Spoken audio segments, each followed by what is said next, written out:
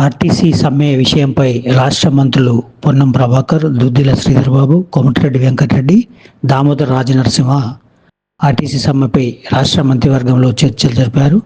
RTC కార్మికులు ఎలాంటి తొందరపాటు నిర్ణయాలు తీసుకోవద్దని ముఖ్యమంత్రి రేవంత్ రెడ్డి కూడా తెలియజేశారు.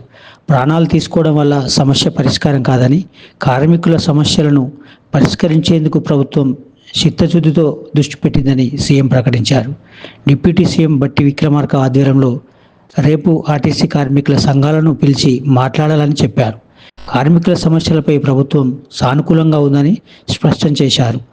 ద్వారా ఈరోజు జరిగినటువంటి క్యాబినెట్లో అత్యంత ప్రాధాన్యతగా నిన్నటి నుంచి ప్రారంభమైనటువంటి ఆర్టీసీకి సంబంధించిన సమ్మె, వాటి పట్ల ప్రభుత్వం ఇప్పటి వరకు ఏ విధంగా సానుకూలంగా వారి పట్ల ఉందో, ఆ సమస్యలన్నిటిని కూడా మంత్రివర్గ ఉపసంఘంగా ఉన్నటువంటి రిసోర్స్ మినిస్టర్ గ్రూప్ ఆఫ్ మినిస్టర్స్కి పిలిచి మాట్లాడాలనే ఆలోచన చర్చ జరిగే సందర్భంలోనే మరి వరంగల్ నర్సంపేటలో జరిగిన సంఘటన కానీ ఇంకా ఇతరత్ర కొంత అటువంటి పరిస్థితి దృష్ట్యా మంత్రివర్గం పూర్తి స్థాయిలో కన్సర్న్ ఉంది. ఎవరు కూడా ఆర్టీసీకి సంబంధించి ఒకసారి వాళ్ళు కూడా ఆలోచన చేసుకోవాల్సిన అవసరం ఉంది. 2014 నుంచి 23 దాకా ఉన్న పరిస్థితి ఈరోజు 2023 నుంచి ఇప్పటి వరకు వాళ్ళ సంక్షేమం కొరకు తీసుకున్న నిర్ణయాలు ఎప్పుడు కూడా ఈ ప్రజాపాలన ప్రభుత్వంలో ఆర్టీసీకి సంబంధించి అన్ని రకాలుగా పెండింగ్ సమస్యలు పరిష్కరిస్తూ భవిష్యత్తుకు సంబంధించినటువంటి అన్ని అంశాల లోపల సానుకూలంగా ఉంది. కొత్త క్యాబినెట్ స్థాయిలో డిస్కషన్ జరగాల్సినటువంటి 3 అంశాలు ఉన్నాయని, పిఆర్సీ కావచ్చు లేదా విలీనం కావచ్చు, గుర్తింపు సంఘాలది అనేటువంటిది, దానికి సంబంధించిన అంశం కూడా ఆఫీసర్స్ కమిటీ ద్వారా చెప్పడం జరిగింది. కానీ సరే, కారణాలు ఏవైనా వాళ్ళు ఆఫీసర్స్ కమిటీ చర్చ చేసి 4 వారాలు జీవోలు ఇచ్చిన తర్వాత కూడా ఈ కార్యక్రమం జరిగింది. సో ప్రభుత్వం, గౌరవ ముఖ్యమంత్రి గారు, ఉప ముఖ్యమంత్రి గారు, సహచార మంత్రులందరం కూడా ఈరోజు ఆర్టీసీ కార్మికులకు విజ్ఞప్తి చేస్తా ఉన్నాం. దయచేసి ఎటువంటి తొందరపాటు ఆలోచన చేయకండి. ప్రభుత్వం పూర్తి స్థాయిలో మీ పట్ల సానుకూలంగా ఉంది.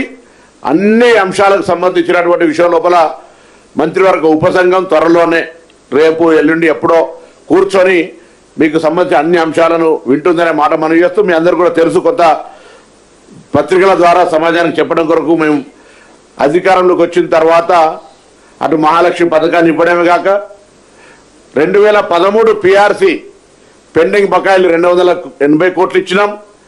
2017 పిఆర్సీని ఇవ్వడంతో పాటుగా కారుణ్య నియామకాలు కావచ్చు, లేదా డిస్మిస్డ్ ఉద్యోగాలకు సంబంధించి కావచ్చు, కొత్త ఉద్యోగాలు కావచ్చు, కొత్త బస్సులు కొనుగోలు చేయడం కావచ్చు, ఇన్ఫ్రాస్ట్రక్చర్ డెవలప్మెంట్ చేయడం కావచ్చు, అన్ని రకాల ఆర్టీసీ కార్మికులకు సంబంధించి పూర్తిగా సామరస్యంగా ఉన్నాం. మొన్న ఈ మధ్యలో మేనేజింగ్ డైరెక్టర్ గారు మేము మాట్లాడినప్పుడు కూడా కొంత యాజమాన్యం తరఫున కింది స్థాయిలో కొంత అధికారుల దగ్గర కొంచెం సమస్యలు ఉన్నాయంటే వాటిని కూడా తీసేసి ఎలక్ట్రికల్ బస్సులు వస్తుంటే ఉద్యోగ భద్రతకు సమస్య అనేటువంటి ఒక అపోహ సృష్టించిన సందర్భంలో కూడా అనేక సందర్భంలో ఒక్క ఉద్యోగం కూడా ఈ ప్రభుత్వం తీసేసే పరిస్థితి లేదు, తీయదు అనే మాట కూడా స్పష్టంగా చేసినాం.